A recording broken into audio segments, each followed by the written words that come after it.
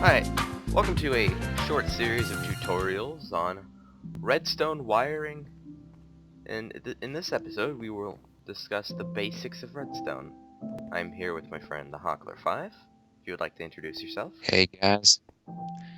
Yep, Hockler 5 right here. Now, in this section I'm labeled going to be what it. is what is this red dust? It basically shows what this is and what it can do. It's very interesting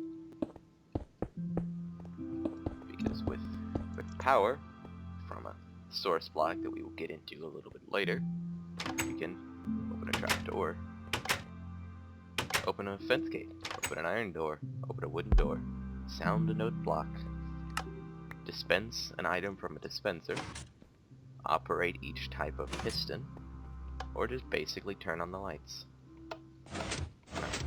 For anyone who didn't catch that, quickly flip all those off, and now here's a quick demonstration of what they'll look like at once. Pretty cool. Alright. So now let's move on to... Moving on to bigger and better things now. Let's see why this happens. What triggers this odd reaction? I don't know. Do you? Do you know what happens? Okay, let's try this. Oh look. Ooh. When you flip the lever, it outputs power. Somehow there is a small power station inside this extremely small block of cobblestone underneath this stick. And it outputs power. Hi. Physics It's amazing. does not involve logic when it comes to Minecraft. But that's how that works. Now we have a demonstration. Here we go. How each works. Button. Actually, I'm going to quickly grab a certain something and show something that you can do with wooden buttons. You can shoot a wooden button with an arrow and depress the button. It'll stay there until it's picked up or it despawns. Can't do that with these, unfortunately. So that's good for adventure maps and such. Anyway, moving on to pressure plates. Yes, pressure plates. Now, any mob, including the player, can set them off, of course, and also entities like items can set them.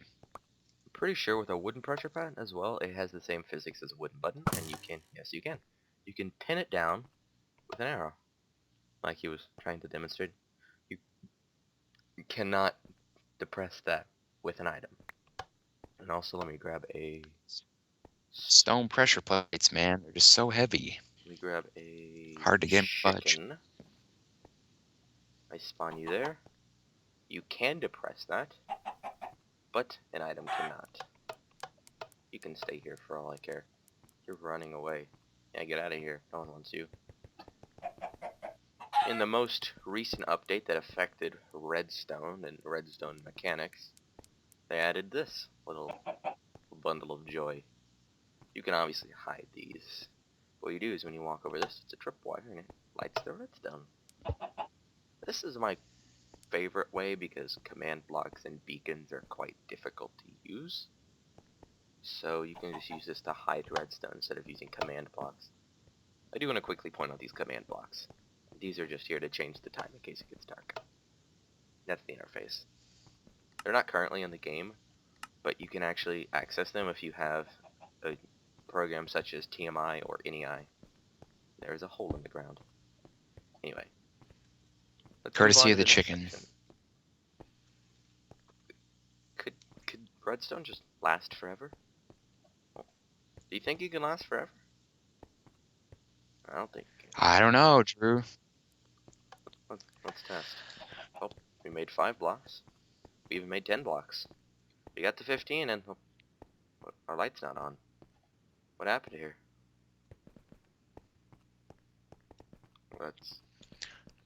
Looks like we're just not going to be able to get the power to those villages, are we, Drew?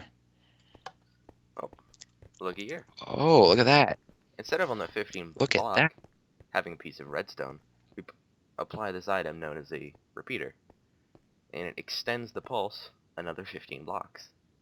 So we can power those villages, and those children can have a schooling. Yes. Or we could just turn on the lights in Nice. another room without walking there. Either way is a viable option. Yes. Okay, now this demonstration shows repeaters more in depth with their timing mechanisms.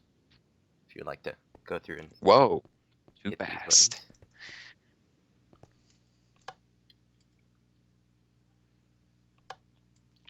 Let's turn these off behind you. And note they're not entirely too noticeable until you start getting in the higher amounts. Right. Don't quote me on this. But I'm fairly certain a default repeater will delay it 1 tick. Then you right click it to change it. You right click it once and it delays it 2 ticks, then 3 ticks, then 4 ticks. I'm fairly sure, isn't it 40 ticks per second or something like that? Or is it only 10 ticks per second? I'm not too sure about that, but with the default setting on these repeaters, I think it would just be the same as without a repeater, wouldn't it? It still delays it slightly. Not much, but it's still a slight delay. Now Okay. this is an easier way to see all of it. If you would like to hit either of those levers, they would work. See how it goes all the way across in an ascending order? Oops, since I have both levers on. Go ahead and hit that again really quick. See? It ascends through because of those repeaters. And you can make, in a server I had, actually with the Honkler 5 here, I made a dance floor using these. They looked pretty cool. Anyway, let's move on to the next item on the agenda. The thing is with redstone, Why go over when you can go through? going over can be a hassle if you need redstone on one side of a wall and it's very tall. Like, for example, you can't go up that surface. You can go over 1 block, and over 1 block you would have to do something along the lines of that. But you want to try and go through it, this isn't going to work. If you would kindly hit the lever really quick, nothing happens. But add the repeater, and a second property of the repeater allows you to, like with this, you power this block, but only partially.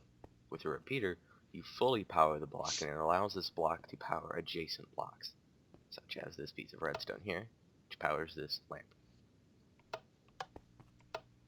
Redstone at its finest. Now, why is this all useful? Why does anyone give a flying fuck about redstone? What are some practical uses? Well, like I said, you can't open a door without it. And with newer mechanics, if you have a wooden door, zombies can break in, so it's always a plus to be able to keep the baddies out. Then over here shows that this is kind of just a basic piston door. Obviously, you can get in more depth. You can add pistons to it to retract these pistons into a wall, so we end up with a flat surface instead of seeing the pistons, but this is just pretty basic. There will be later episodes with more advanced techniques. Alright, if you would like to introduce this next section on redstone. Redstone in the art of locomotion. Now, what do we have here? Like, what does all of this mean to you? It means a way of quick transportation that is efficient. In the older days, we go ahead and plop that down there. Transportation is there. Okay, we get our mine cart with a furnace. We would acquire coal or charcoal, plop it down behind it, and we would power it from the back, and it pushes it at a decent pace, but it's expensive. You would have to fill it with coal, and you couldn't turn around at a reasonable pace. And without it, we just kind of roll. Like, let's see, that's 6 blocks without somebody in it, but I'm pretty sure I can make it to the end with myself in it, but it's about as far as I can make it. Let's see how far we roll. We do make it to the end, but we're losing speed, and we will stop soon. But what's this? What's this thing here? What is this block? Would you like to explain this block here?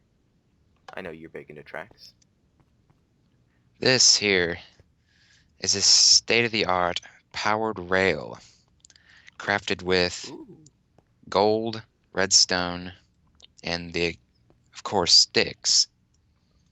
Go ahead and grab a crafting table because this one is a pretty useful item and you guys will want to know how to make this.